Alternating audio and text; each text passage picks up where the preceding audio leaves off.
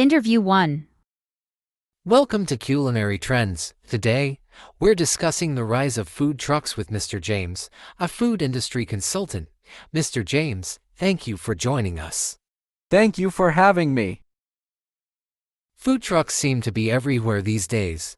Can you tell us why they've become so popular? There are several reasons for the rise of food trucks. First, they offer convenience. People love the idea of grabbing a quick meal without the formality of a sit-down restaurant. Food trucks often cater to busy individuals who want good food on the go. Second, food trucks provide a diverse range of options. You can find everything from gourmet burgers to vegan tacos, and each truck tends to have its own unique spin. Finally, food trucks are more affordable to operate than traditional restaurants, so they attract many aspiring chefs who want to showcase their culinary skills without the high overhead costs of opening a brick-and-mortar location. That's interesting. How have food trucks changed the dining landscape?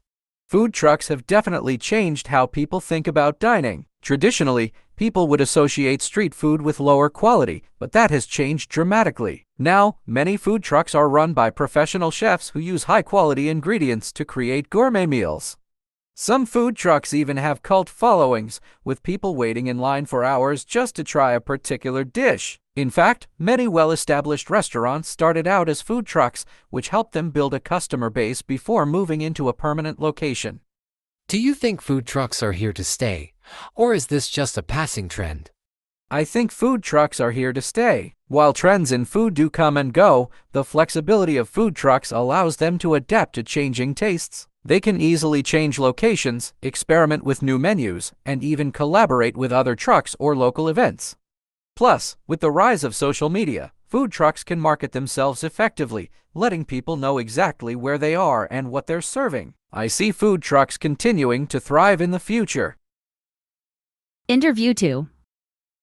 Welcome to Community Connections. Today, we're talking about the benefits of volunteering with Ms. Sarah, a community outreach coordinator. Ms. Sarah, thank you for being here. I'm happy to be here. Thank you for having me. Volunteering seems like a great way to give back to the community. What are some of the key benefits of volunteering? Volunteering has many benefits, both for the individual and the community. For individuals, volunteering can be incredibly rewarding. It gives people a sense of purpose and the satisfaction of helping others. It's also a great way to develop new skills and gain valuable experience, especially for young people or those looking to change careers. For the community, volunteers play a critical role in supporting organizations and services that rely on donations and manpower.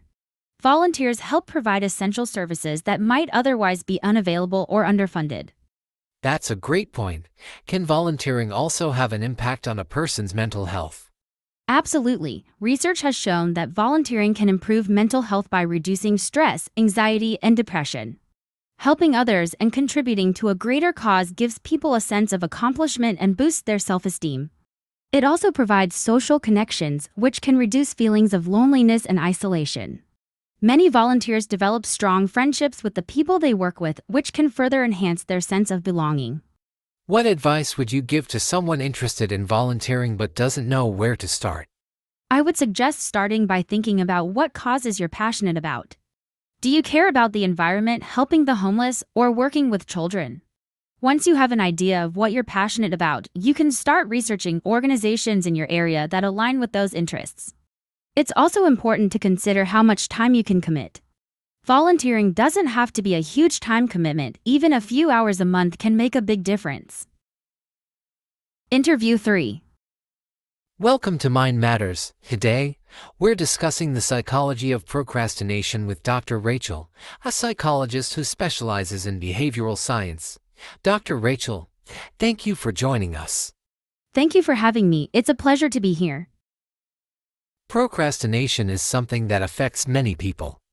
Can you explain why people tend to procrastinate? Procrastination is a common problem, and it often stems from deeper psychological issues. People tend to procrastinate when they feel overwhelmed or anxious about a task. Instead of facing that anxiety head-on, they distract themselves with easier, less stressful tasks.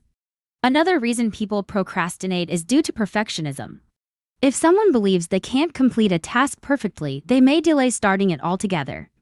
Finally, some people procrastinate because they're simply not motivated or interested in the task at hand, which leads them to put it off as long as possible. That makes sense. What are some of the long-term effects of chronic procrastination? Chronic procrastination can have significant negative effects, both personally and professionally. It can lead to increased stress and anxiety, especially as deadlines approach and there's less time to complete tasks. It can also damage relationships, especially in a work environment where other people rely on you to meet deadlines. Additionally, chronic procrastination can result in a lack of productivity and missed opportunities, which can hinder personal growth and success. In the long run, procrastinators may experience feelings of guilt and low self-esteem as they constantly feel like they're not meeting their potential. How can people overcome procrastination? The first step to overcoming procrastination is recognizing why you're doing it. Are you anxious about the task? Are you a perfectionist? Once you identify the root cause, you can start to address it. Breaking tasks into smaller, manageable steps can make them feel less overwhelming. Setting specific goals and deadlines for each step is also helpful. Some people find that using tools like timers or accountability partners helps them stay on track. Most importantly, it's essential to practice self-compassion. Procrastination is a habit that can be difficult to break, so it's important to celebrate small victories along the way.